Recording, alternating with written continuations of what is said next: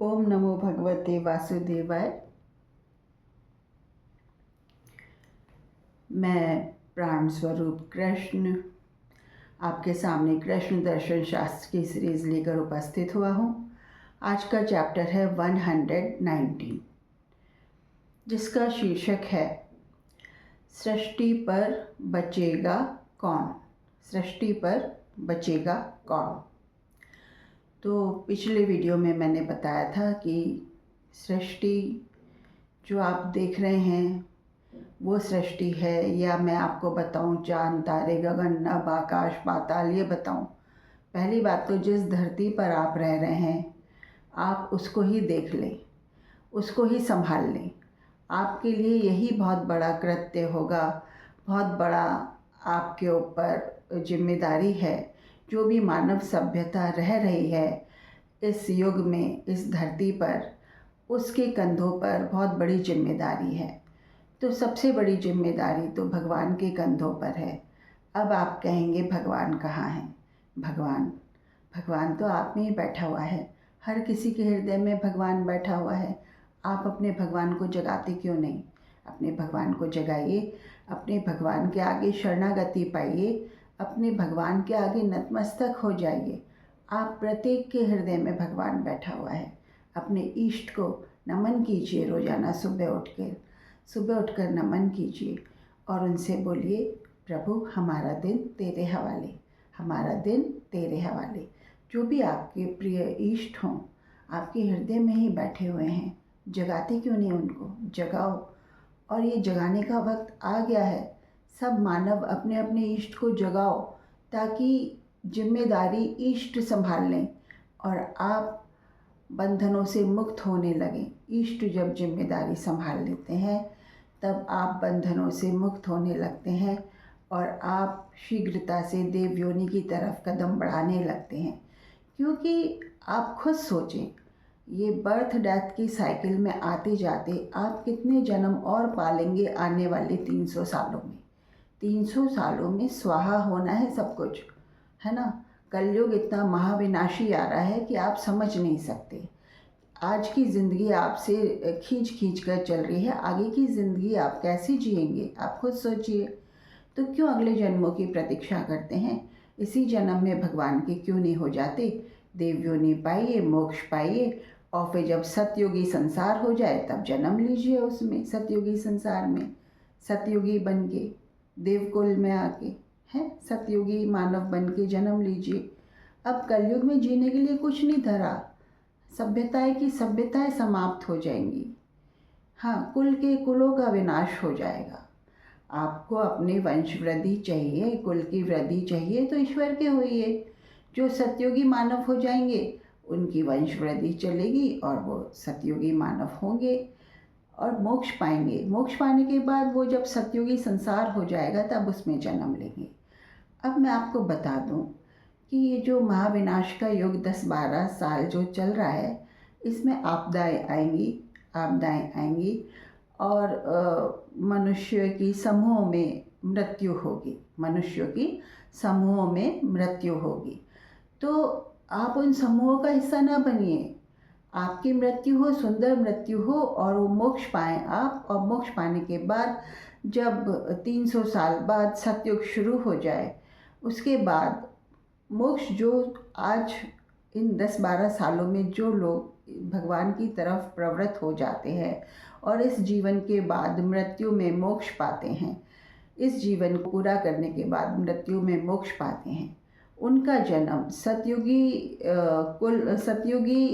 सतयुग में उनका जन्म आज से 800 साल बाद होना शुरू होगा। आप ये माने 800 साल तक आप परमानंदी रहेंगे, परमातत्व में विलीन रहेंगे और आप आनंद में, शांति में और सुख में रहेंगे। परमातत्व बन जाएंगे, आप स्वयं भगवान हो जाएंगे और आपकी सतयुगी आत्मा आज से 800 साल बाद पृथ्वी पर भेजी जाएगी।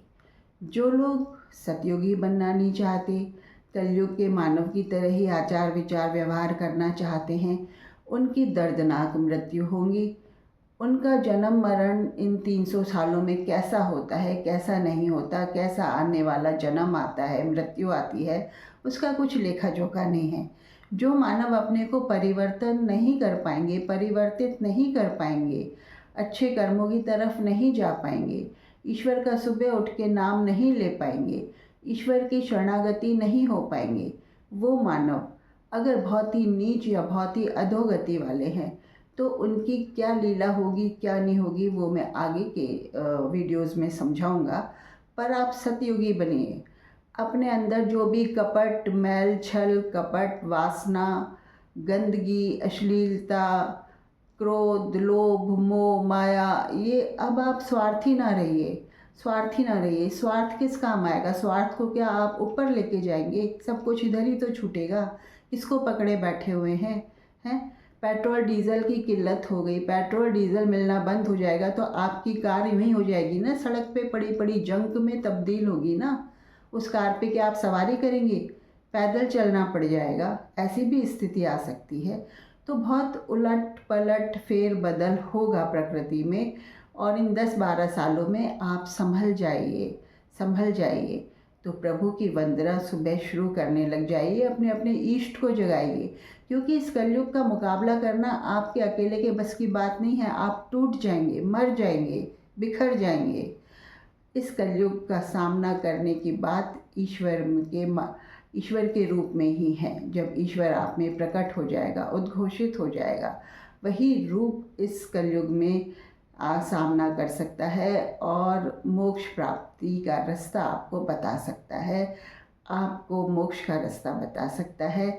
और 300 साल में जब कलयुग का सब कुछ निपट जाएगा, फिर सतयुगी युग आएगा, तो उसके बाद आज से 800 साल बाद जाके जो आत्माएं इन सालों में मोक्ष पाएंगी, वो आज से 800 साल बाद सतयुगी मानव के रूप में जन्म लेंगी। आप ये जानिए, एकदम से नहीं हो रहा कि एकदम से कलयुग बदल के सतयुग आ जाएगा, अगले दिन से आ जाएगा, नहीं। एक ट्रांजिशन पीरियड चाहिए होता है, और अब ट्रांजिशन पीरियड की शुरुआत हो गई है 2025 से। 2025 से 2080 तक ट्रांजिशन पीरियड चलेगा। 2025 से 2080 तक ट्रांजिशन पीरियड चलेगा। आपकी उम्र कितनी है आप जाने। आप क्या सोच रहे हैं कि हम अगले जन्म में प्रभु को याद कर लेंगे? इस जन्म में चेत गए हैं तो इस जन्म में चेत जाइए ना। अपने आप को शरण में ले आइए प्रभु के, अपने इष्ट की। रोज़ाना अपने इष्ट का वंदन कीजिए। सुबह उठ के बिस्तर में ही सुबह उठ के उनका मंत्र बोलिए। सतयुगी मानव बनिए। आप क्यों सोचते हैं सतयुग आएगा, सतयुग आएगा? अरे आप लोग ही तो लाने वाले हो सतयुग। लाओ ना सतयुग, क्यों नहीं लाते हो सतयुग? कलयुग जिया जा रहा है क्या आप लोगों से? हैं इतने लोग बाग इतने स्वार्थी बन रहे हैं। अपने स्वार्थ की वजह से लोग बाग अपना बैंक बैलेंस, रुपया पैसा, जब बाढ़, आपदाएं, प्रलय आती है तो रुपया पैसा क्या धरा रहता है तिजोरी या बैंकों में? सबका सब बह के जाता है। आप जानते नहीं? उन आपदाओं से बचने के लिए आप अब प्रभु का केवल दिखावटी नाटक ना करिए। प्रभु को मानने का, हृदय से प्रभु को मानिए। रोजाना सुबह अपने इष्ट के प्रति नमन होइए, समर्पित होइए अपने इष्ट के प्रति।